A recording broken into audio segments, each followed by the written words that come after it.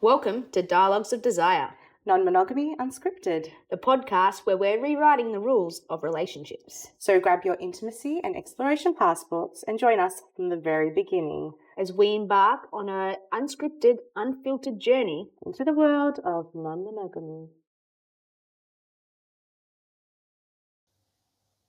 Is it weird that it kind of makes me, I don't know, feel like, I shouldn't say happy, that you might be like jealous. Well, that I have some feelings of, but it makes me be like, oh, she'd be a bit jealous. And she must. She might get a bit jealous. She might like me. Yeah, but I want you to know that I love you without that as well. Yeah. And like, you don't, yeah. No, I get that's a very common thought. Yeah. And yes, I also have insecurities.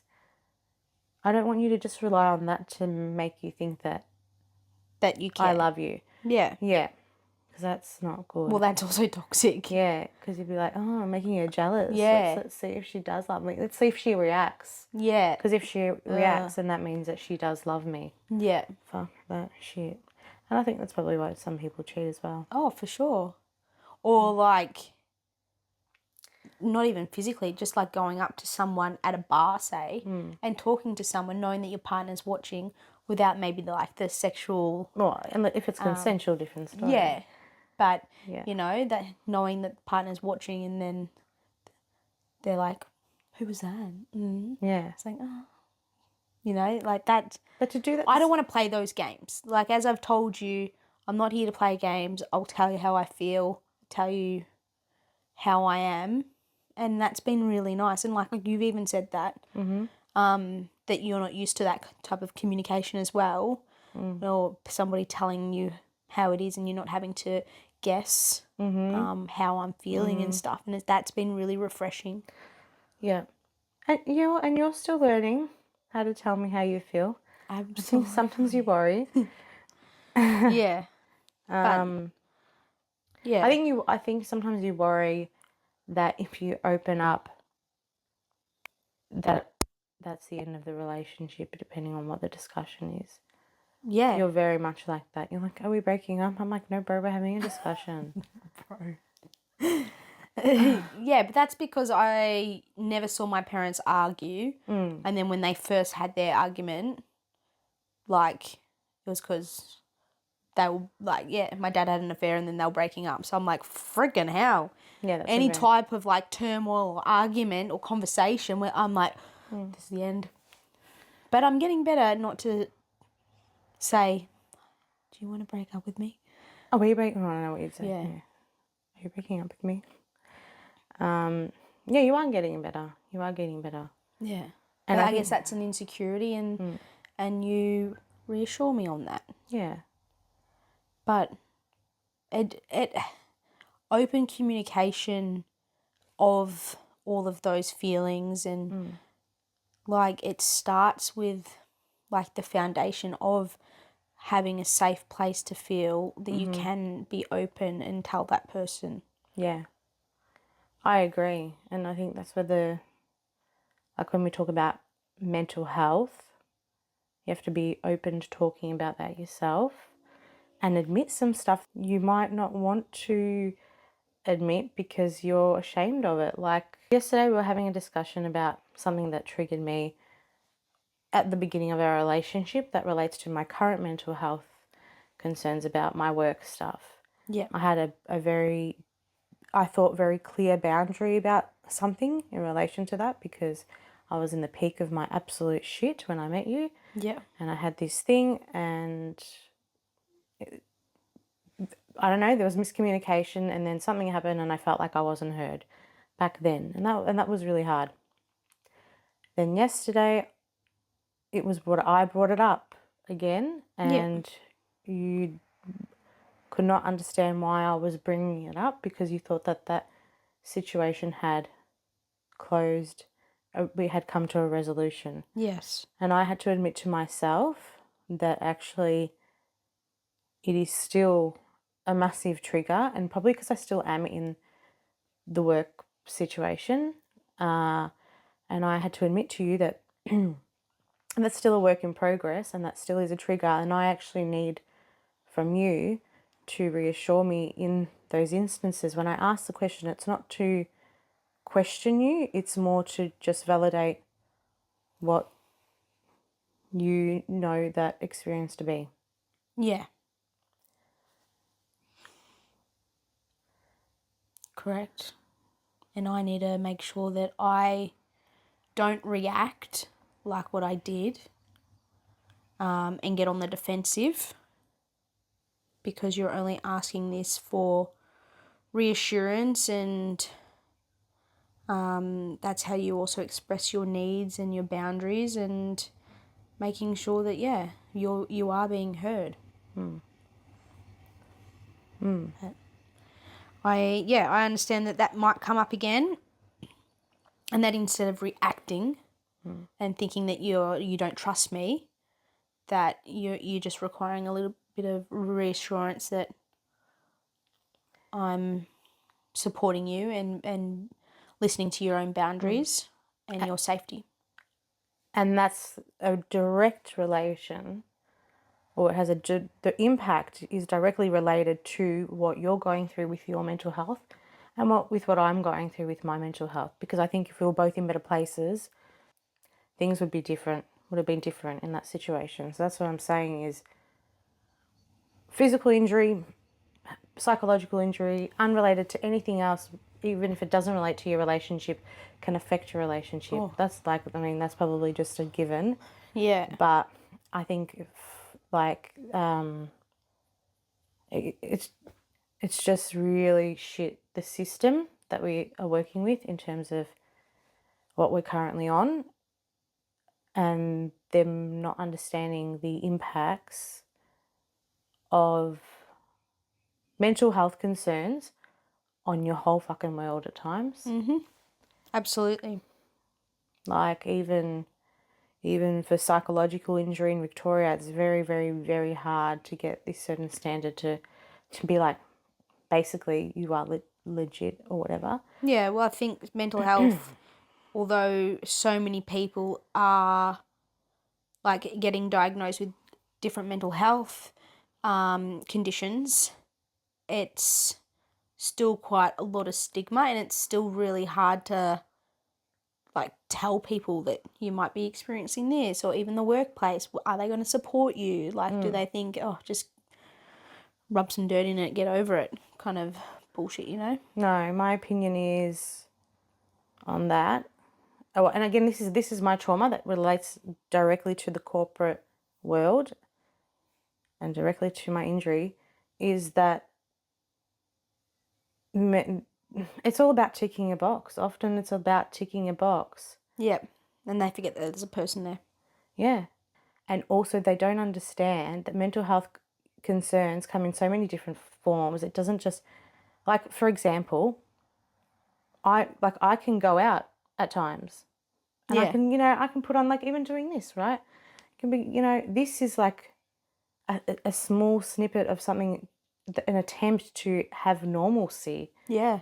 Like when we went out and went to that festival one time, I was like, oh, I can't wait, at least it's something.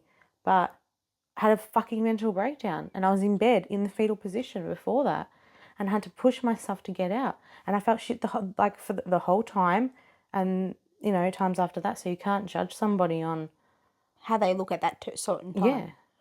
Yeah. At any point in time. The most mentally unwell people that I know appear to be the most, stable. Well, it's, or the most happy. Or the happiest. It's Correct. the classic, like, Robin Williams syndrome. Yeah, that's right. You know?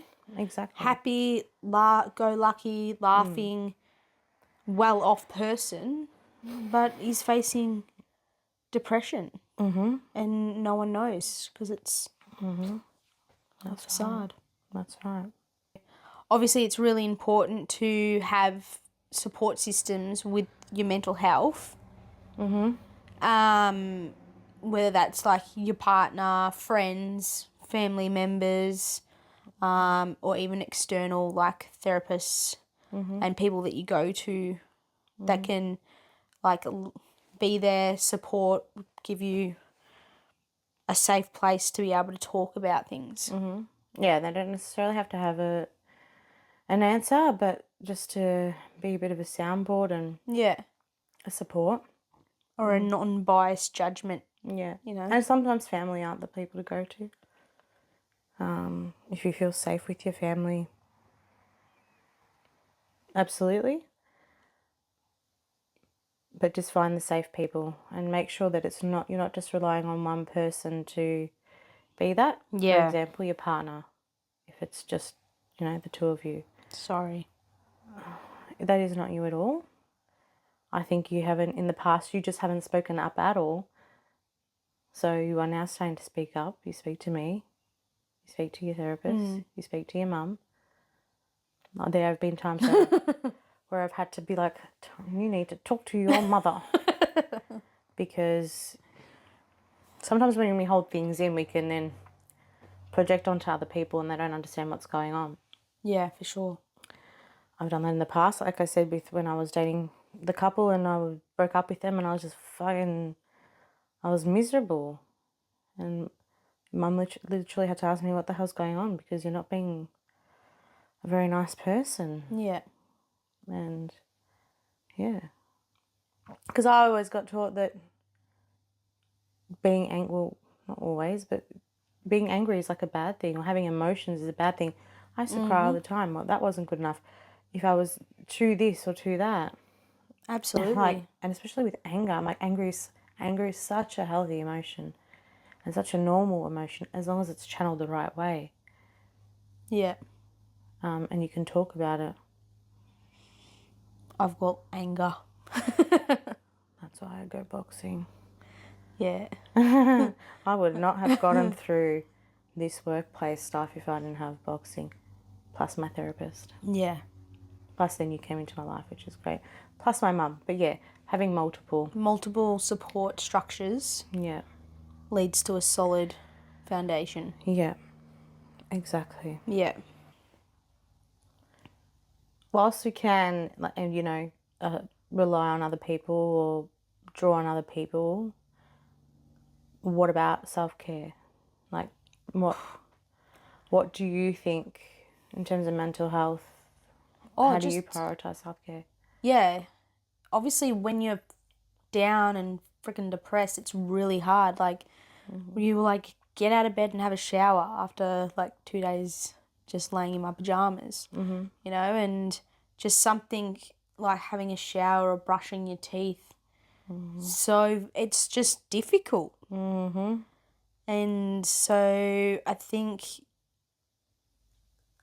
celebrating the small wins, having a list, which helps me, because then that makes me feel a little bit like I've done stuff, like even if it is brush your teeth. If you can tick that off. Tick that off, and then makes, okay, I've done something today, and you feel a little bit better about yourself. But otherwise, what did I do the other day? I full on, shaved my legs, scrubbed my body, scrubbed my face, washed my hair, and I just come out of the shower, moisturised my body. I came out and I was like, I feel good. I feel like me Half again. human. Yeah. So definitely doing those things that give you a bit of joy. I really like even just watching TV. So watching TV while you're doing my nails, because I know that you enjoy that as well. Makes you feel good, and it kind of just takes you sometimes away from what is actually happening. And sometimes you need just to forget that and just zone out from the outside world and just focus on what is actually important. What's in your control. Good one. And what you do have, Yep. And that can be hard at times, but I think doing little things, especially I found routine. How long has it been since I've been off work? A long time. But that lack of routine fucked me up. Even me, yeah, totally. Yeah. And this podcast is giving you some sort of... is giving me routine of some sorts. Every Monday we've got to, release an episode, and that's what's happening. It's not like we're getting paid or anything for it. This is literally a hobby that, for me, is trying to get me out of this rut of feeling like I have no purpose. You can't even place yourself sometimes within the world when you're depressed. Yeah. But being able to share parts of you, and you're like, oh yeah, I am actually a human. Oh yeah, I am funny. I am, I have things to say. Yeah. So that routine. You have value. Yeah, exactly. So that routine and actually seeing yourself as a whole being, even if you do feel a bit broken. Yeah. Anyway, so non-monogamy, self-care is super important as well. Keep that shit up. Do the things that you need to do, want to do, and make sure you make time for that. I think therapy, my dream, I would love to work with couples, non-monogamous couples in the future. Yeah. Even if it's monopoly, on how they navigate their lives and checking in with each other with a neutral person in the middle. But I think that's important. That would be really interesting as well. Yeah, yeah. I think you would be great at that. Thanks, baby. I think after this podcast, people might not want to see me as a therapist, but I'm also like, the right people will come. Yeah, exactly. I'm not for everyone, and that's okay. Yeah. Yeah. I guess, no, they will come, baby. Yeah. Well, I'm hoping the people will come to me are the ones that want to live shame-free, live authentically, openly, and unapologetically. I think therapy, if you are going to go into this, finding somebody that knows a little bit about non-monogamy will help. My therapist, shout out to her, just is great. Like, there's no judgment there. Yeah. Is curious and that sort of stuff, and that for me is enough. She's been pretty supportive though when you showed her our trailer. Yeah, no, she's beautiful. So part of self-care, I think what's really important is setting boundaries with myself as well as with you or with family members and stuff.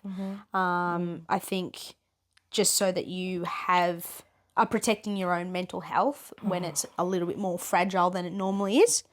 Yeah. And so although we've done an episode on boundaries, that was more like non-monogamous boundaries and what I expect from you and you expect from me, whereas these boundaries are more for yourself. Yeah. Whether that is like, I think, putting boundaries in place for myself, because I do feel really shit and fragile at the moment. I haven't really been talking to my dad because I know that would piss me off. Yeah. So there's a boundary there. And even talking to my mum and being like, look, I can't talk about this right now. I just need you to be there to support me and do this. And yeah. Yeah. I can't take too much right now. I think you've got to put boundaries in place as absolutely in terms of taking on other people's stuff. For you as well, yeah. For you as well. Is saying at the moment I can't be what you need me to be. Yeah. If we can be just two equals right now, that'd be great. Going into this, whilst having fragile mental health, so starting a podcast whilst mental health is fragile is difficult. On my side, in my, friendship, family part, everyone's been supportive.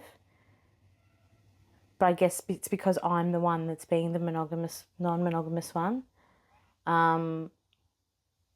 It's been different on your side. And that's, yeah. Yeah. that's obviously affected you. It's also affected me because I feel like I think people think that I'm forcing you to firstly make this podcast, which if people understood how this all started and how you'd be like, let's start recording. I'm like, no. Yeah, I definitely pushed to have a podcast so that we could educate people and share this journey for people who might not know what non-monogamy was or people who wanted to be started out or even in non-monogamy just for a listen. Yeah. I know that people believe that I'm forcing you to do this, that you have no voice in this, that you're only doing it because you don't want to lose me. And that is fucking hard. And for you not to understand non-monogamy, that was okay for me. Like we've had comments on our Instagram about you can't possibly love someone if you have sex with somebody else. I was like, well, that's funny. Keep commenting. But the fact that it's people that we know or you know that believe that you are not happy in this situation. And who knows what will happen. I'm not saying that you may be not like it at some point. Yeah. But for people to put their own perception on a situation when you are quite clear in how you feel, again, I feel like people think I have a gun to your back saying, fucking be non-monogamous with me. Yeah. That's not the case. I want to put that out there. And yeah, I don't know what this will bring us. Hey. But I want to be here because this is our relationship and this is the lifestyle that we're going down. You might not agree with it. You don't have to, but just know that I'm happy, we're happy, and we're not fucking hurting anyone. So that should be it. Yeah. And I understand people being worried about you and all that sort of stuff. 100%. I want your friends to be like, look out for you. And if they notice, something that doesn't seem right, absolutely talk to you.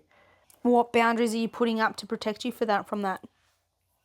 I just want to know so I don't walk into a situation with a person who doesn't accept this situation and then possibly made to feel unsafe. Yeah. If something comes up. If I know that they're not cool with it, then at least I'm armed with that knowledge to kind of know if I need an escape route or whatever, or where, I don't want to be sprung with something. And my boundary is possibly also not engaging with those people until you've had a conversation with them. I don't want to be around. I want you to be. I don't want to I don't want to be there like with the gun behind your back, being like, yeah, we're good, I want you to be able to express yourself openly, including your worries and all that sort of stuff. I think both our boundaries are, if this gets too much, this podcast gets too much, we stop it. Correct. But for me, it's like, bro, I feel like I've lost my career. And if I do want to be a therapist and work with people in terms of sexual expression and navigating relationships and stuff when I'm, mentally well, like, as if I would put myself in this position and make myself look like a fucking fool or really put my personal personality out there, because then I'm cutting myself up. I don't know if I can go back into corporate, that I have literal trauma from that. Making a podcast and putting yourself out there like this so rawly is like, believe me, we're not just doing this for the likes, Yeah. We're doing this to educate people, to, bring some joy into our lives and some creativity and routine and stuff like that. The boundary is we stop when we want to, but also remembering why we're doing this. Yeah. Yeah. It's very important to set boundaries, whether it's in a relationship, for your work, your podcast, having those those boundaries in place allows you then to put boundaries as well for yourself to make sure that you're protecting your mental health, especially when your mental health is a bit low at that point in time. Mm-hmm. Being self-aware is very important. And also, yeah, I agree. And also being mindful of what you consume. Social media. And not taking in some of those people's thoughts and opinions, especially when you might not have the greatest thoughts of opinions of yourself at the time. Yeah. I guess also with boundary setting, it will be very essential for you when you do have, or if you do have multiple partners, and then also myself, making sure that I stick to the boundaries that I made in that previous podcast episode. And doing that. Sorry, boundaries around logistics of non-monogamy was really what we spoke about in that one, but also probably your own personal boundaries about things. Yeah. Would be a good idea, and having boundaries around self-care and your mental health specifically. Yeah. Speaking up when you need to. Yeah. And getting help when you need to. Recognising when you need maybe help. Yeah. That's huge. It is. And sometimes you need to be prompted. Like with your accident. Yes. I'm like, when are you seeing your therapist? When is a therapist going to become part of the picture? Yeah. Because I think it's really necessary. Yeah. I'm looking forward to that. Good. That's really good. Yeah. You've been amazing so far. So have you. Navigating non-monogamy and getting hit by a car. Jesus Christ. Very resilient. Yeah. Very resilient you are. Thanks, baby. I think a good one, though, for you, which you've, educated me on, I didn't realise that you can, obviously we go to therapy and stuff, but also, having resources or support groups and stuff. Like, you have heaps of support groups on Facebook, which I didn't even... I only just got onto Facebook, so... I'm still learning how to use it. But, seeing the support groups, whether it is non-monogamy support groups or different work-related ones, mental health-related work groups, it makes you feel seen and heard, and not that you're not going through this alone, and that other people are actually experiencing the same things. Or very similar. Yeah. Whether it is the side effects of some of the drugs that you were having to start and being like, fuck, I'm feeling this, and then people are also being like, yeah, I experienced the same stuff.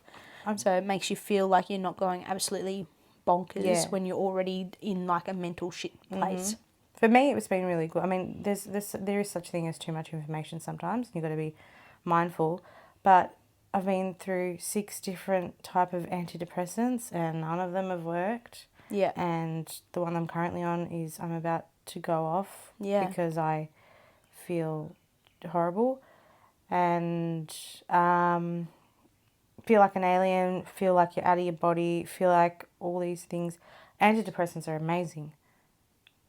I am currently finding it difficult to find the one that works for me. Yeah.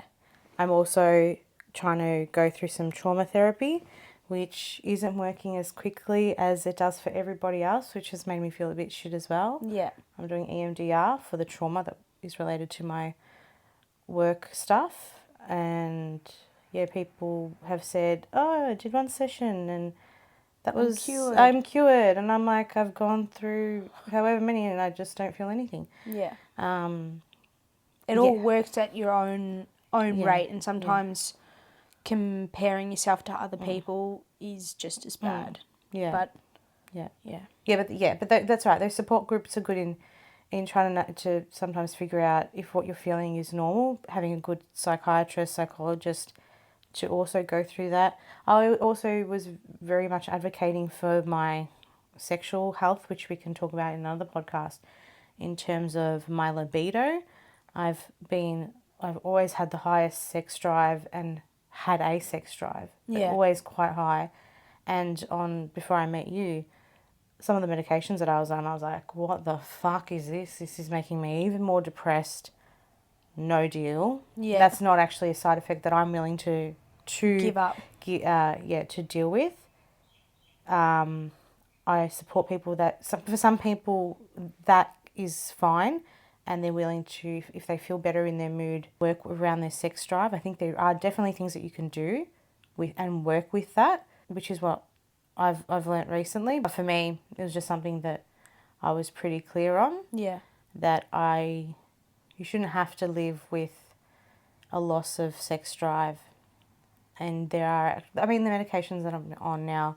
Well, that was causing you more, like, lower mental health as well. So Yeah, not having my sex drive fucked me up even more. Yeah. Because of the medication, but then also being like, this injury has broken me, is what I felt.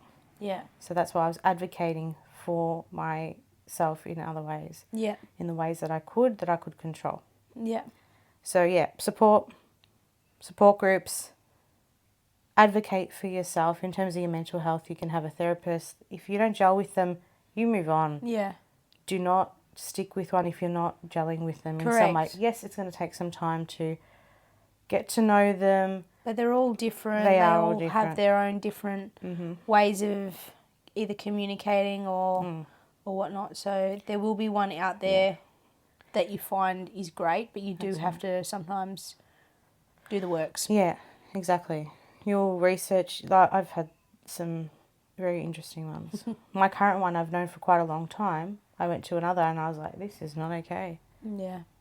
The way they spoke to me, the assumptions they made, which I'm like, as a therapist, you should not be making assumptions. So that was a bit of a no-go zone. Know yourself, know what you need. Continue to get referrals until you find the person that works with you. Yep. Read books.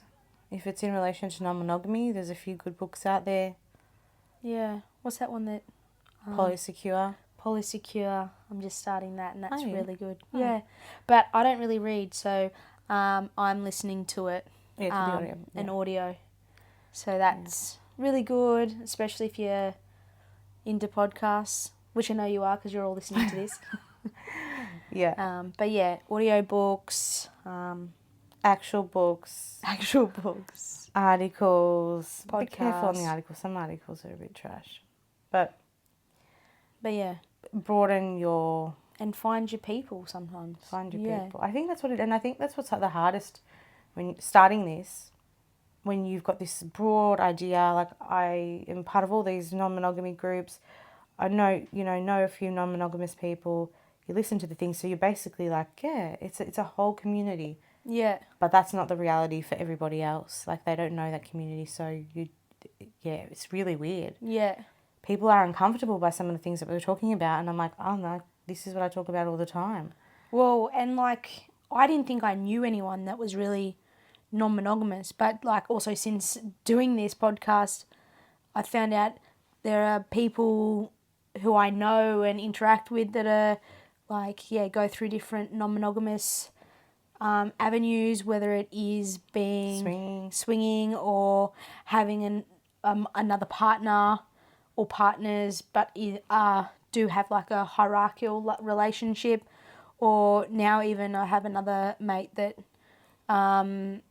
who would never have gone down the non-monogamous thing because that's not for him, but he is about to have a relationship with somebody who is non-monogamous, but he would have seen that as cheating without listening to this podcast and being educated on that it isn't. But yeah, there are different avenues. So yeah, educating yourself, finding some people that you can talk to about it, and it makes you feel like you're not alone. And whether that is non-monogamy or your Whatever anxiety, it is, depression, PTSD, hearing sometimes that you aren't alone and that other people experience this can make you feel not alone, and that's huge. Yeah, that is huge.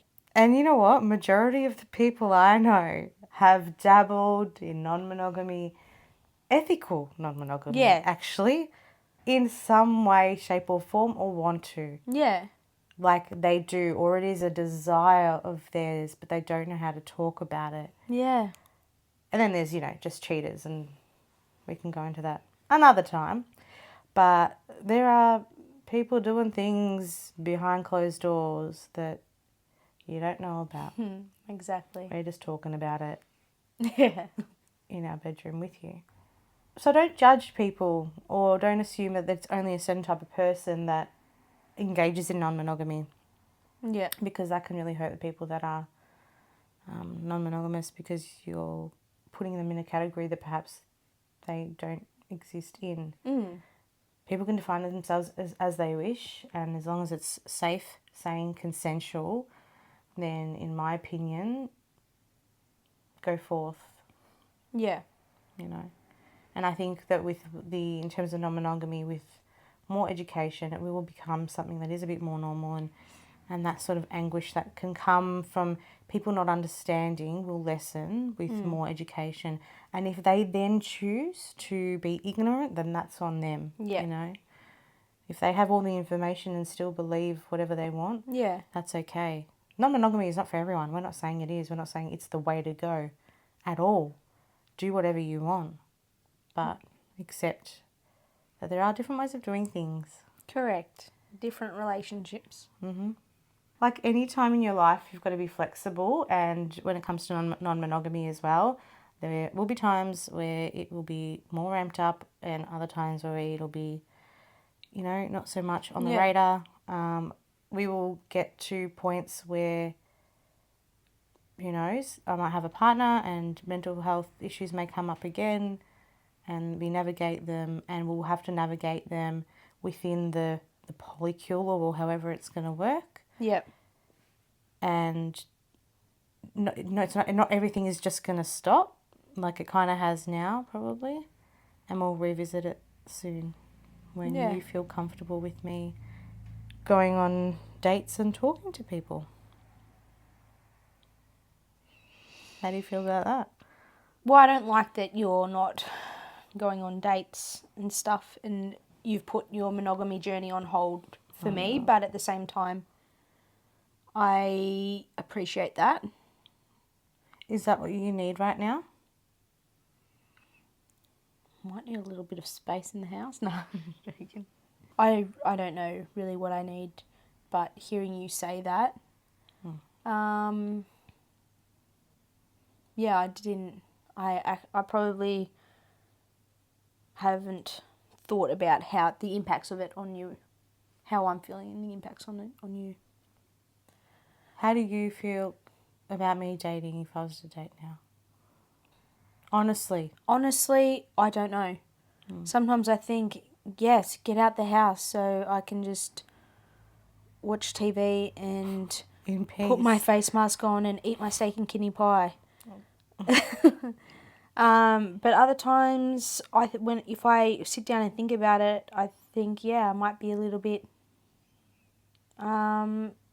sad, and because I'm not in the greatest headspace, I probably would have some anxieties and insecurities about it, more so than if I was than normal circumstance, which is why I have made the decision to hold off it for a bit. Yeah. But I can start whenever you're ready / whenever I'm ready. Yeah. And I'd like to have a discussion about it and just like, that's what I'm going to do. Yeah. But again, while you're not good, you can't drive. You can't. I know me, if I'm in a state that I'm still well enough to drive in, I would like to go for a drive. I like to go sing my heart out, cry my heart out, go to a friend's place, go to the beach, carpool karaoke myself. I love carpool karaoke You when know. you're depressed. Mm. Yeah, And- and that's hard when I can't drive. Correct, exactly. I think that's the main thing for me, for you driving. And then of whatever else impacts you, then let me know. But until you can drive, Yeah. you know, yeah. Once I can drive, I think we should revisit. And I will let you know if I'm itching to Yeah, good. go on a date, Thank you. and we can work with that. Yeah. We might just want to go out and flirt with someone innocently, and that might be sufficient.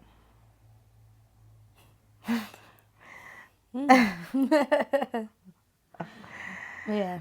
Yeah. So OJ here, still here, still queer. Love that. Thank you for listening. There was a bit of an emotional episode and at times hard, but that is, I guess, mental health, and it's okay if you are having a hard time or if you're trying to do the non-monogamous thing and date people. It's really hard to date when you have mental health, or if your partner's suffering from mental health. Like, it is hard and challenging, but Well, mental health challenges. Everyone's got their mental health, whether it's poor, whether it's good, correct. whether it's in between. Yeah. I guess, but making sure you do self-care, have open communication with yourself as well, but also your partner and family, and seeking the help that you might need. Yeah. So, look after yourselves, look after each other. As Brit and I say to each other all the time, you are loved, you are safe, and you are enough. And that does get me through a lot of shit. Well, because it's true. It is true. And it's nice to be able to feel that with a partner, and you've said that to me quite a lot over the last few days and weeks. And I've had to console you. You are loved, you are safe, you are enough. I've had to say that to friends recently as well. But yeah. Yeah. Thank you for listening. Be sure to follow us up here. And if you have any of your own stories about when you've had to navigate your mental health and a relationship at the same time, and the toll that it can take on relationships, then feel free to message us personally or comment on our YouTube, Spotify, or Instagram. We'll Thanks, see you guys. next time. Bye. I really liked you bringing in before when you said monopoly. Oh yeah, the monopoly. I like that because we're using language and jargon. Exactly. But similarly, Don't worry about it. Just don't say but. I'm not going to say similarly because I can't say it. I've had a bit of a mind blank. Okay. Story of my life. Cheers to that. I agree.